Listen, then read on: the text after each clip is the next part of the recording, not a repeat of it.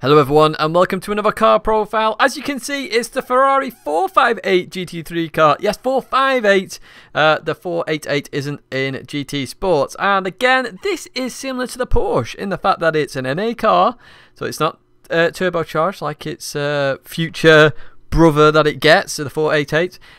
It's MR as well. And this car looks good. There's no livery or anything, but obviously plenty of livery on. However, this has to be one of the worst cars I have ever driven in my life on GT Sport, as you will find out when we get into the BoP tests. So as I said, similar to the Porsche in the fact that you're going to have to rev the crap out of this thing to even get it going. So, Brands Hatch.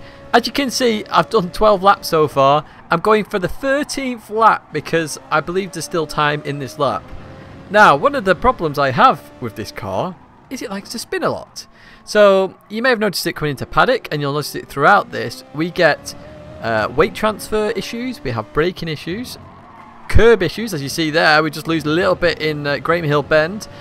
We've got power oversteer issues as well. I'm not joking, it's crazy. So coming into this left-hander, we accelerate out. Not too bad there.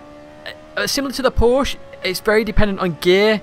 The power band is very interesting in the fact that the torque is high really low in the rev range, and then the power's a bit later on.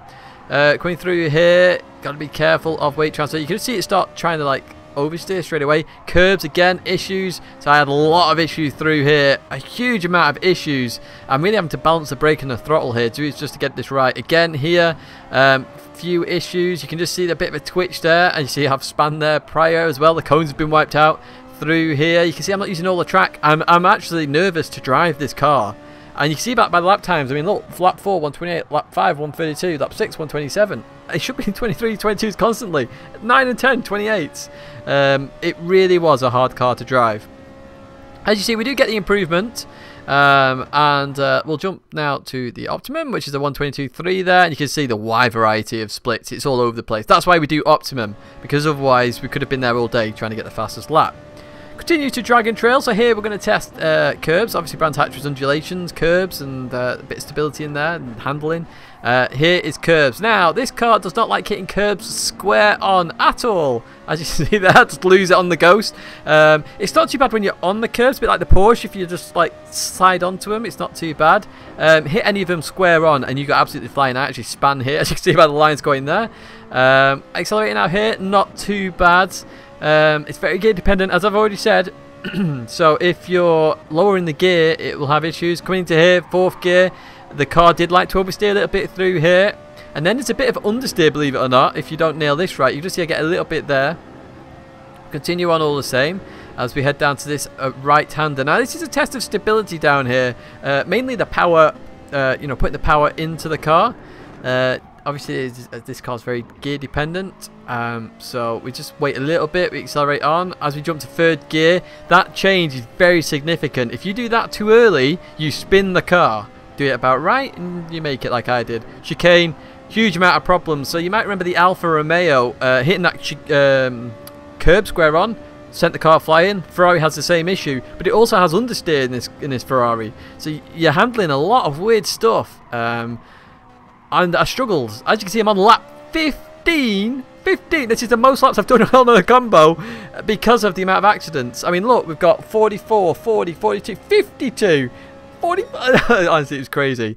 As you can see, we get a 136.8 as the Optimum. Again, that's why we do Optimums, because incidents happen and we can get a good idea. So we go to Interlagos. Now, I was a bit surprised here, because I was expecting it to be a bit terrible. Now, it doesn't like this first sector. As you can see, I'm having to really just monitor the throttle, making sure that I get round it, because if I even accelerate on those curbs, it goes flying.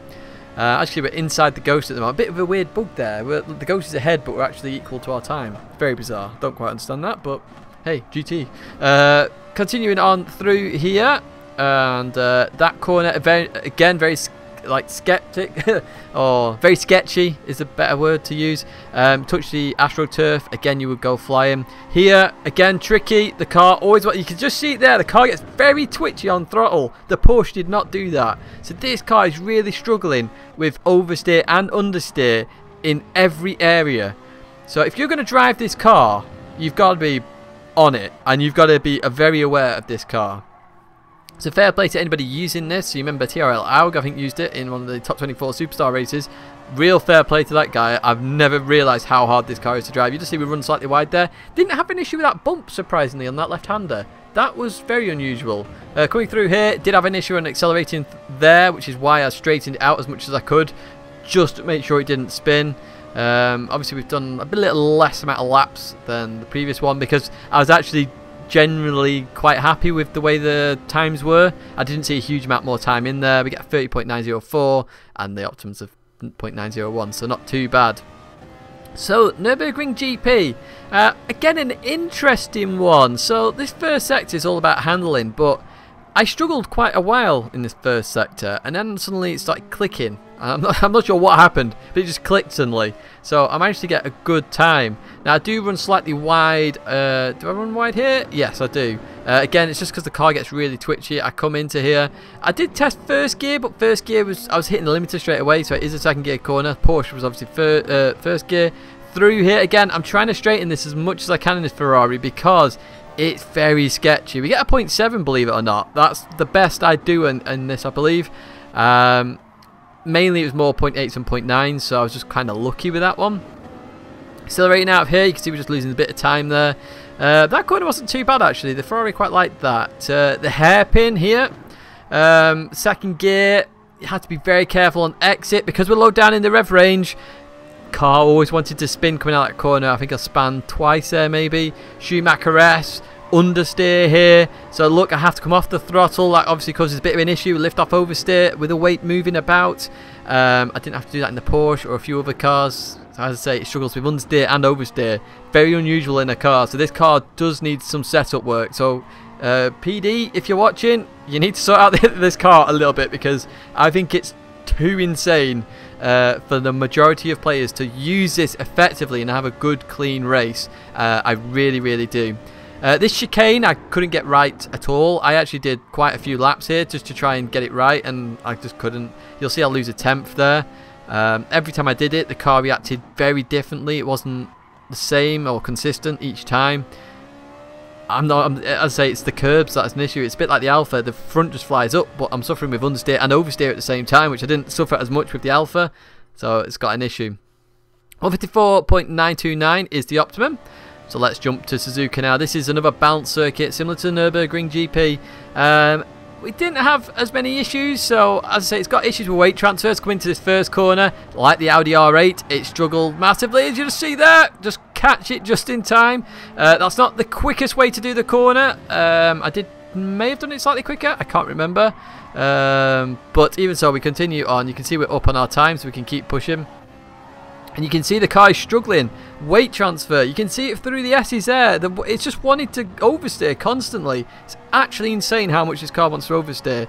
Through here again is actually quite nice. It's because it's top end of the rev range. We kind of get through there pretty nice. And out of all the tracks, Suzuka was actually the easiest to drive this car. But we still had a few offs. Gr3, it didn't like the exit, I don't think. But even so, we continue on. So 19.1, so we're nowhere near the 18.9 of the Porsche, or the 32.9 in Sector 1 either. Now, this hairpin, believe it or not, on one of my laps, I think it's the ghost lap that you just saw there, I get some weird four-wheel drift going into there on that lap, which is why I get such a good corner there. That's why it's gone ahead. I'm not sure what that was, but again, it's that oversteer and braking. Weight transfer, as I say, that is the biggest thing with this car. So coming through Spoon now, did struggle here quite a bit because the car again wanted to just oversteer. It just wasn't high enough in the rev range just to get that.